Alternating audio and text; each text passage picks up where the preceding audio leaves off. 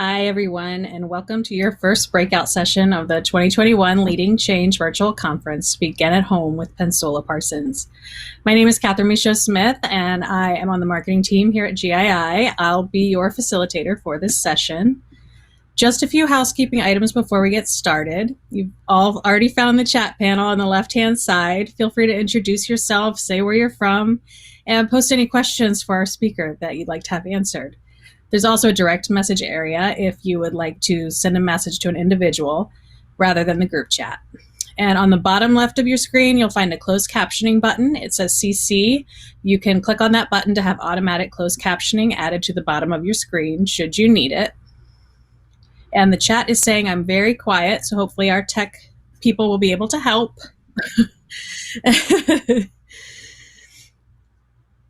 So just by way of introduction, as a member of GII, I don't personally have the opportunity to interact very often with the people we serve on a regular basis. So it's an honor and a privilege when I get to hear directly from someone we've served who's now thriving.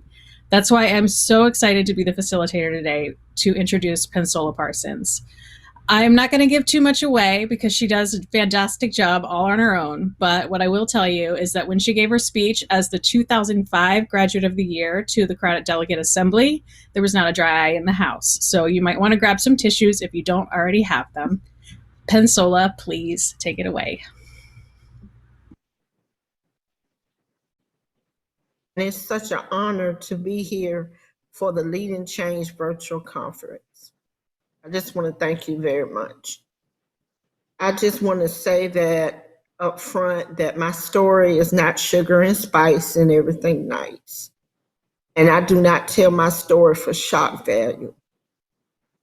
It is a healing process for me whenever I am of service to let someone know that someone with my background can find the other side. My father was my abuser. And the person that was supposed to protect me was the person that was violating me. Every day was a day of horror, of pain, of fear, and no hope. Every day I wish that someone would help me, but no one ever did. Because back then, what was said in the house or what was done in the house, it was not to leave the house. While I was going through that, what had happened to me was I was emotionally just drawn up. And I had no feelings toward anyone. I had hate in my heart. It was hardened by what was happening to me. As a result of that, at the age of 13 is when they finally removed my father from the home. And I took my first drink when I was 13 years old, and I did not have a sober day until the age of 38. In between those times, I was introduced for drugs. And I still kept hearing the voices in my head about what had happened to me. As I continue on being hopeless, I ended up going to the Hope House for Women. And that is an alcohol and drug treatment facility. And while I was there, it was a safe place for me. And I needed that. While I was there, I was introduced to Goodwill Industries. And I was part of a program that was HUD program. And they would pick you up in a van and they would bring you to the facility and they would show you how to do applications, which I didn't know how to do. They had workshops about how you dress for a job because I didn't know how.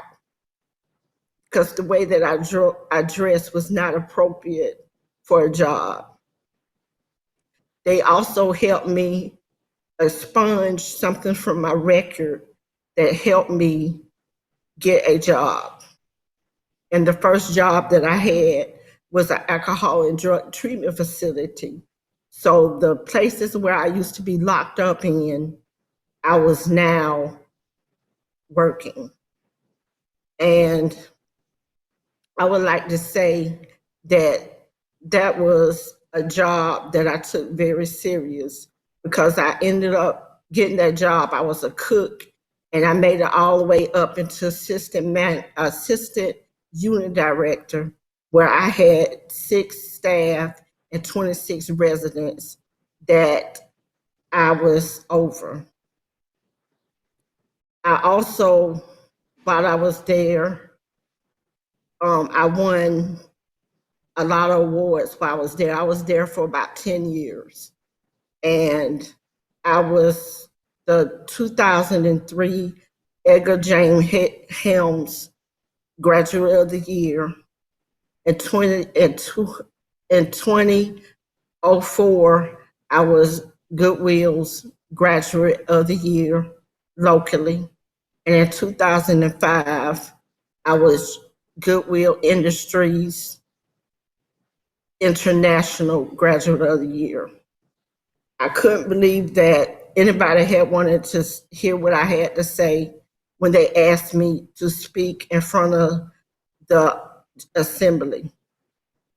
And when I spoke, I felt like I was going to pass out, like I feel like now, because it was so many people.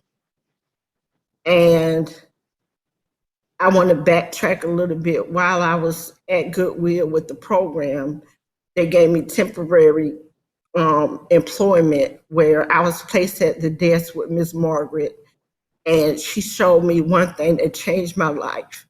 She showed me how to be of service to other people. And while I was being of service to other people, my heart, it just softened because it gave me purpose. That when you work, it does so much for your self-esteem. And that's how I felt. I felt like I found hope. And it was a group effort at Goodwill to help me. And I am so grateful for Goodwill for taking me and asking me to be a part of the organization. I also want to say that without that hope, I would have stayed stagnant in how I was living. And I also became more closer to my daughter and also to my family. Because when I was using, there was a day that I went on the ledge and I looked at the empty swimming pool and I wanted to die. But I heard this voice. Yeah, I call it the moment of clarity. When the voice told me, "What about your daughter?" And I couldn't do it. I just couldn't do it. And I'm glad that I find out now that that would have been a selfish thing to do, because my daughter told me, "Mom, if you would have did that, I couldn't just go on living without you. I would be so sad." And she helped me throughout my years of being the support to me. And the reason why I'm telling my story is because you need to know the hope that comes, the hopelessness that comes through the door. You need to know the brokenness that comes into the door. You need to know the fear that comes into the door. And you need to know the hurt that comes in the door. Once you are, these are the people that you're servicing. There's not a box that you can check when somebody has been abused or someone has been battered. That comes within time with you talking to the job seekers if they choose to share it. And once they do that, we all come together and try to find resources for them. And I just want to say that without Goodwill in my life, I don't know where I would have been. I also ended up working for Goodwill twice. The first time I worked for Goodwill, I was a job coach for the VR program. And that's the best job that I ever had because I was working with people with disabilities and we was focused on what they can do, not what they can't do. I used to work side by side with them while I was hiding a secret. And the secret was I had a disability with mental illness. I ended up sharing that to some people at my job, and it broke that cycle of me not telling anyone.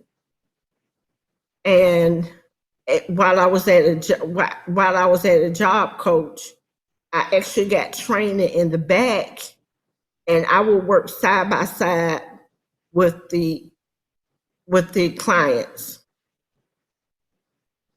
And the second time that I started working for Goodwill is now. I'm a career service assistant.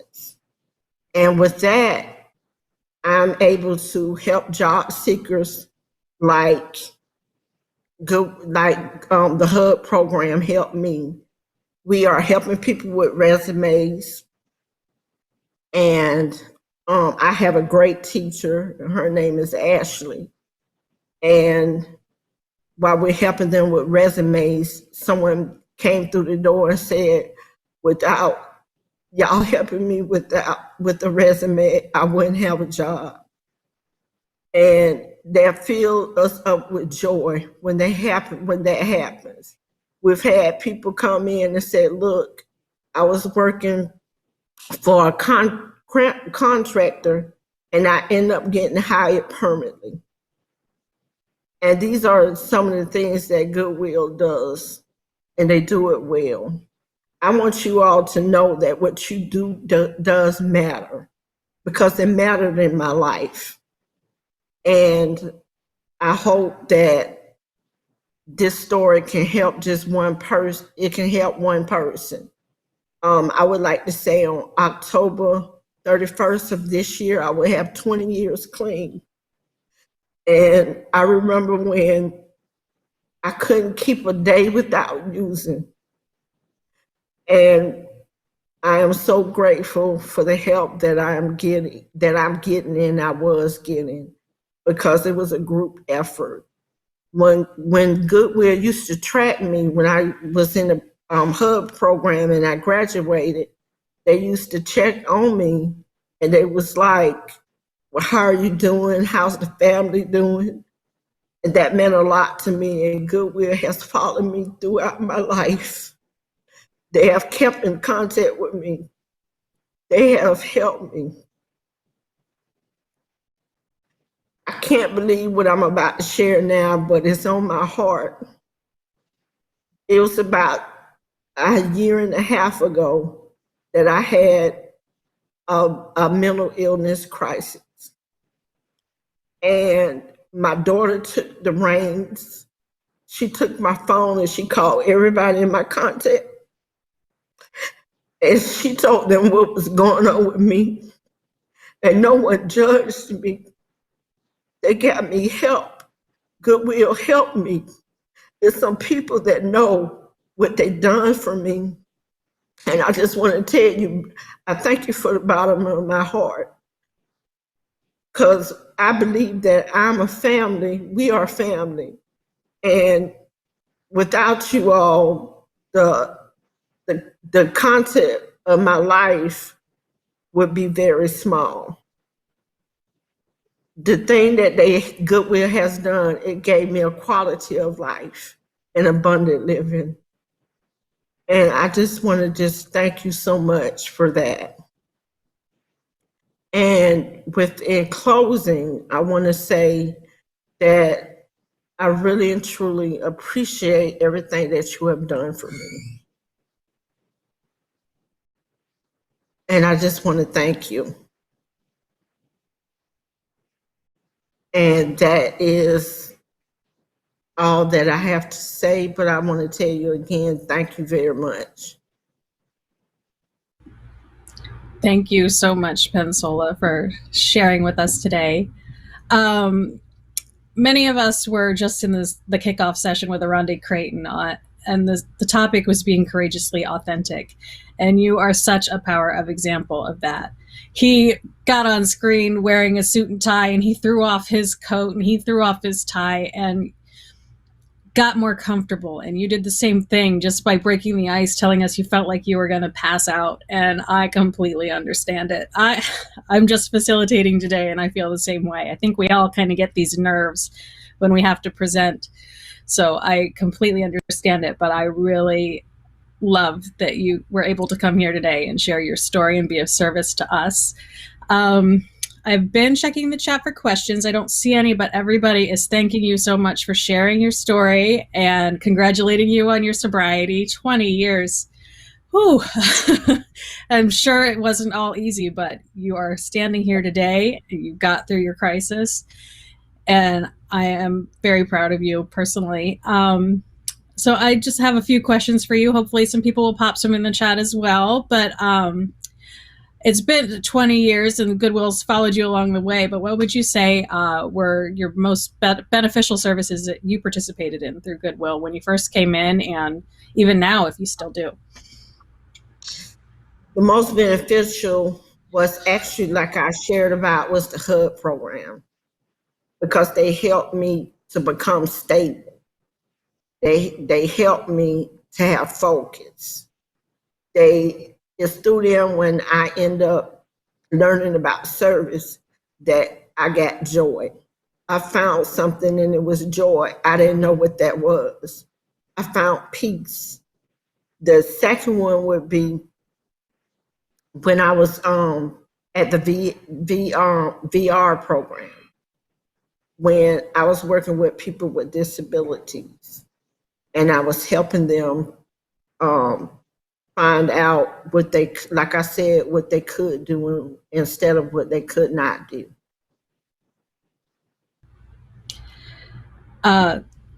Thank you.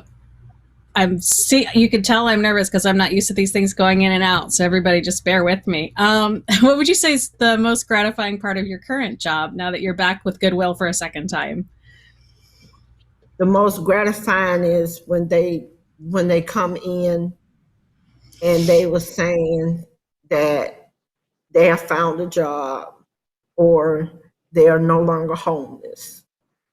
They have found a shelter for battered women from the resources that we give them, helping them do applications, helping them to have a better life.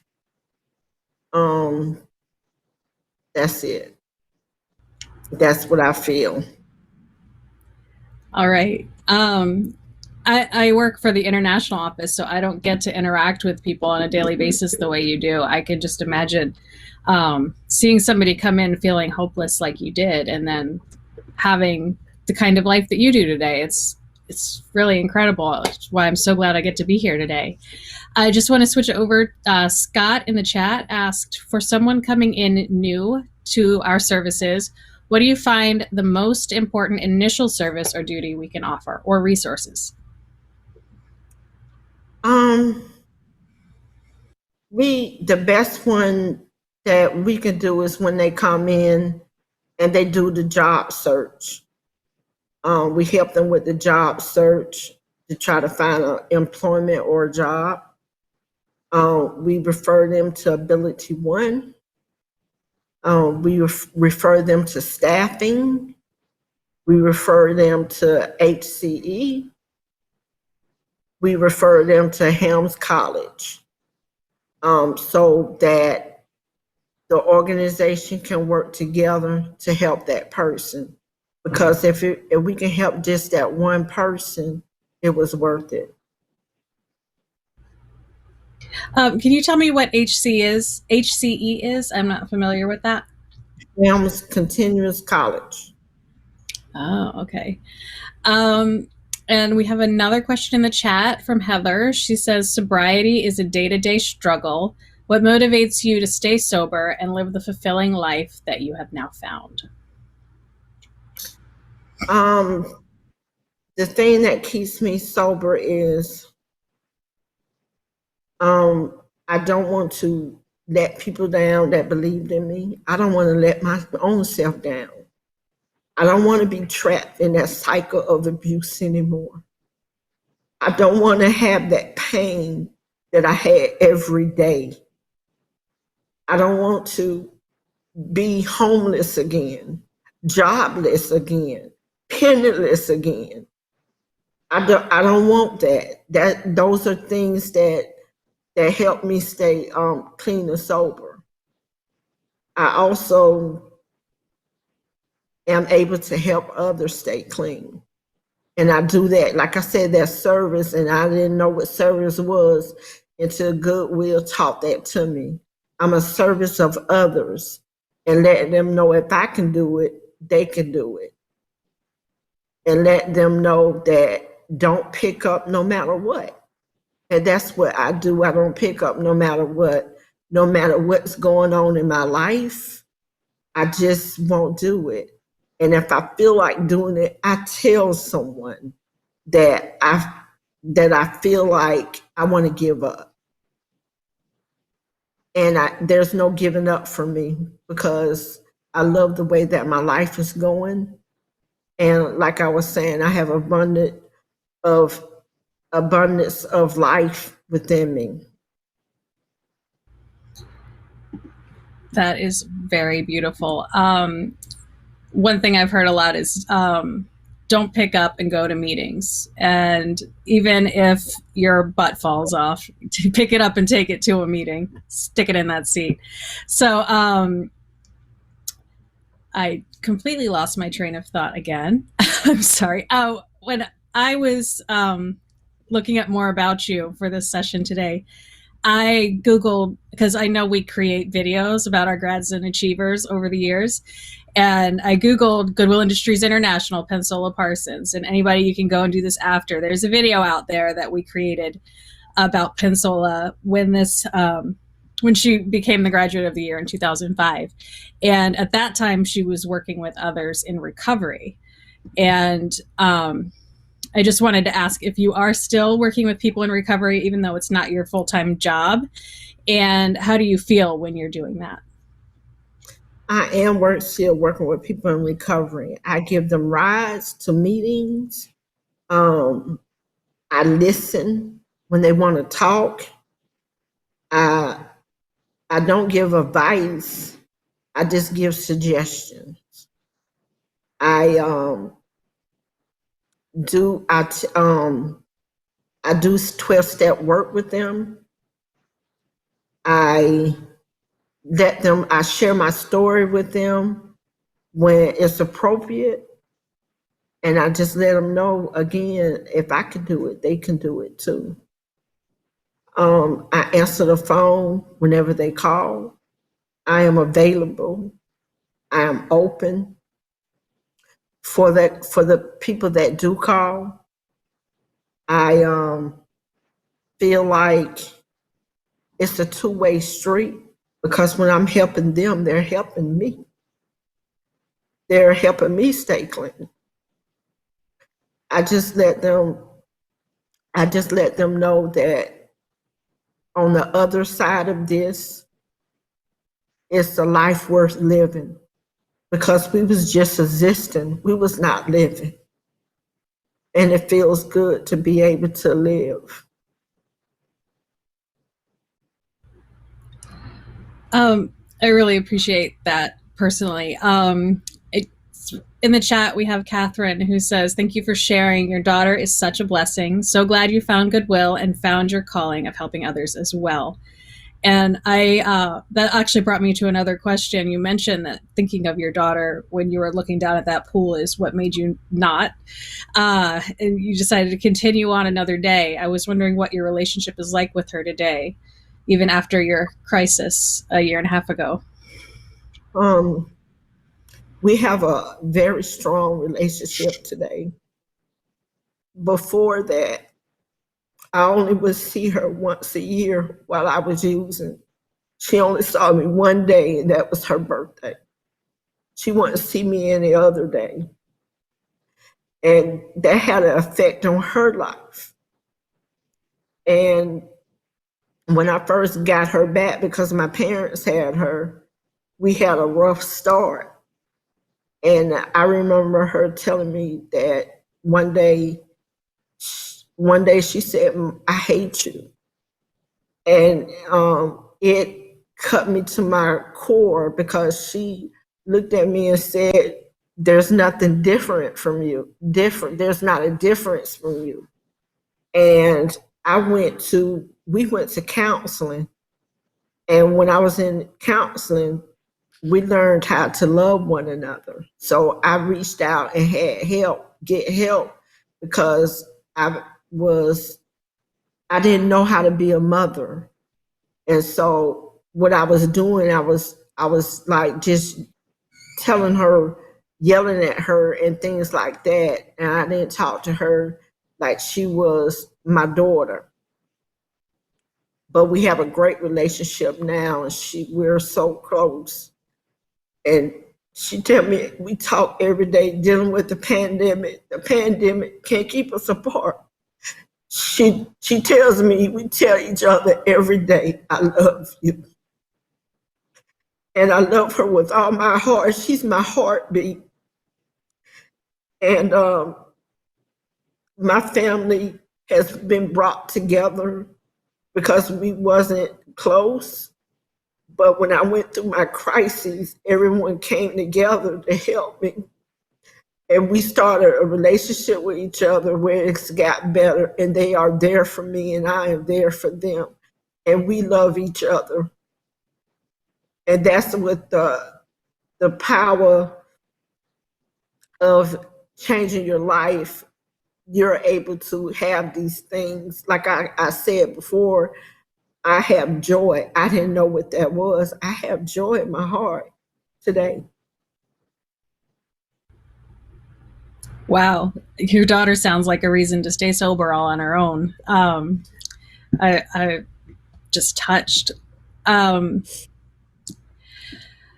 Oh, sorry. Checking the chat again. Heather says you are an inspiration. I thank you for your truly touching story. Kim says if you look up courageous authenticity in the dictionary, you'll find a picture of Pensola. Thank you, brave ones. Stay strong. And Lisa says you are a fighter. No matter how often you are knocked down, you get back up fighting for your daughter and yourself. That is beautiful. And Jenny said, so glad you and your daughter and family that you have been able to reconnect that bond. That all of that is a beautiful story, and I'm so proud of you. Just to pivot back, I also wanted to ask if you could say one thing to the people at Goodwill who helped you get your first job. What would it be? Thank you so much for taking your time with me and believing me when I didn't believe in myself, for encouraging me to keep going regardless how hard it was.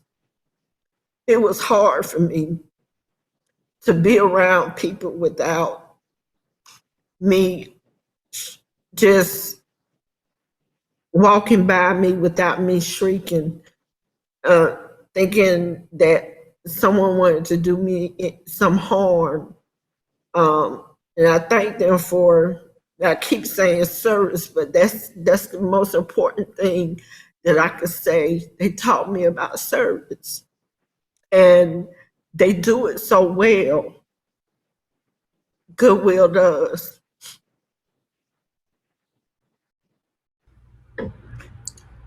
Well, you are a power of example with service as well, so we appreciate yours today. Um,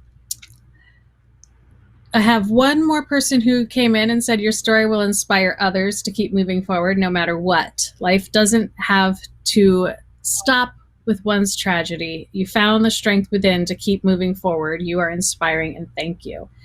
So I think a key takeaway from today's breakout session with Pensola is that when you're courageously authentic, you can live your best life and power forward.